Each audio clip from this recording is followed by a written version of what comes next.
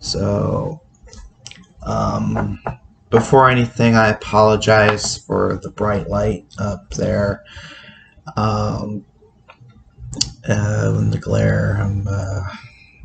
I don't know if that's just because of the light or if there's any smudging on the camera or anything like that. As of recording, it is 7:31 a.m. and one of my roommates is still asleep. My other one, I think, is with his mother. It's still a few hours before the nearest party store can open up. In Michigan, we call liquor stores party stores. So the nearest one isn't going to be open until 10 a.m. where I can go and get a pack of cigarettes. I'm still learning how to do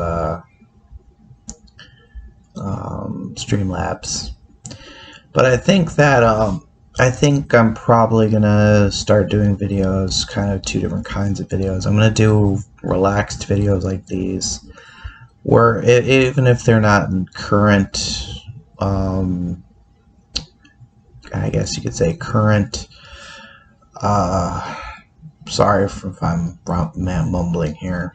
I've been up since midnight, so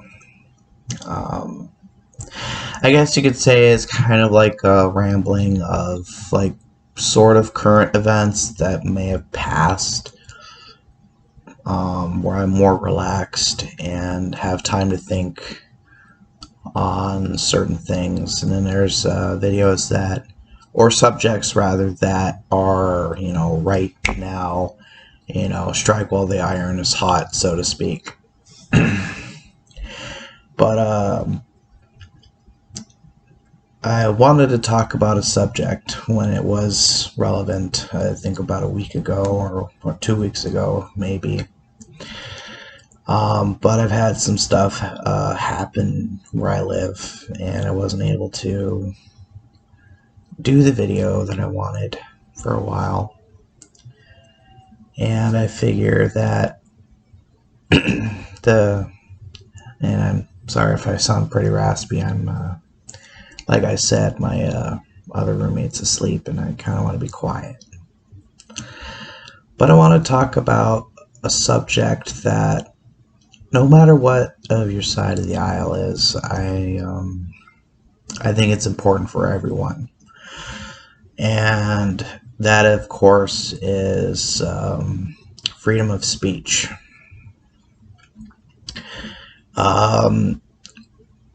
After Donald Trump was banned from Twitter and Instagram, Facebook, and everything else, I've read on stuff online about the fear that big tech companies were going to start massively purging accounts and starting like really, I don't want to say like really strict censorship. They're doing that too, but more of deplatforming wide swaths of groups and individuals off of these platforms. And at the same time, they're also forcing other platforms to basically be shut down or made non-existent, like already what's happened with Parler. And I think it's scary precedence, regardless of your political side of the aisle, where you don't know what you did wrong, but you end up getting like censored or flat out banned, and you don't know why, and you try to appeal to, whoever runs whatever video or online social media website, and they don't give you a reason why you've been deplatformed. Or like, even if you were conscious enough not to violate the terms of service,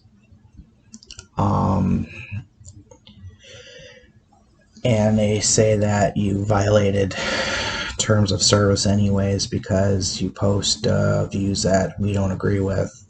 And I think that it's getting broader where, I mean, yeah, if you're like a Ku Klux Klan member or an actual fascist or neo-Nazi, yeah, I don't like those. I mean, no sane human being would like those views, unless if they are actually, you know, not just hateful bigots, but genocidal psychopaths.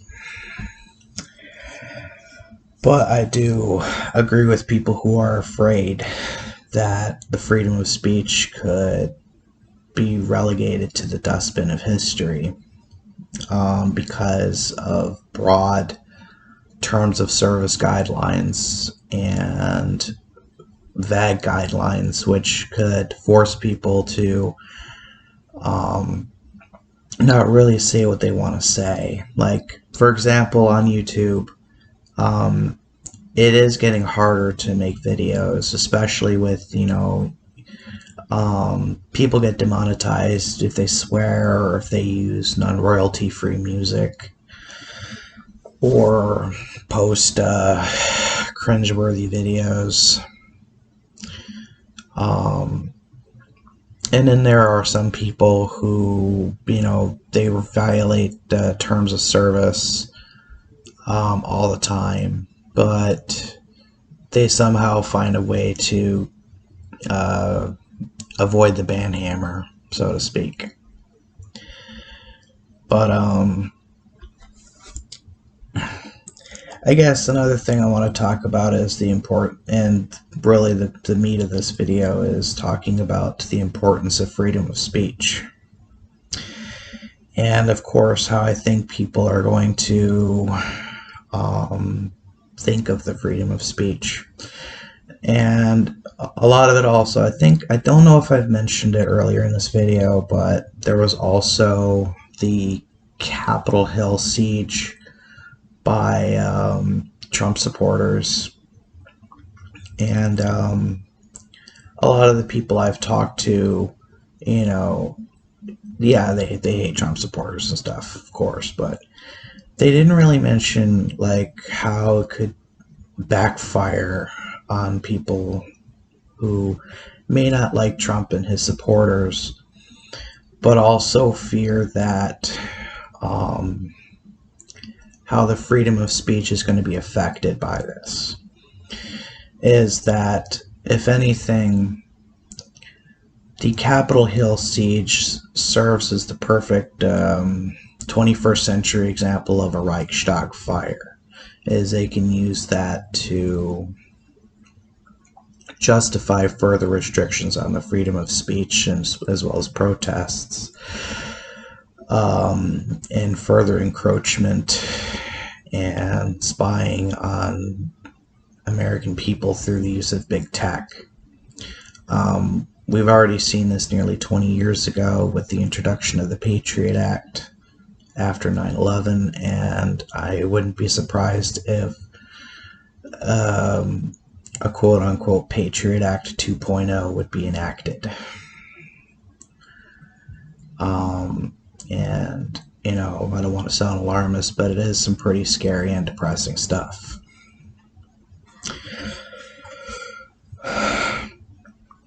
I don't know what else I want to say in this video while still keeping it relevant. There's stuff I want to say, but I pretty much think it's not going to be relevant to this video.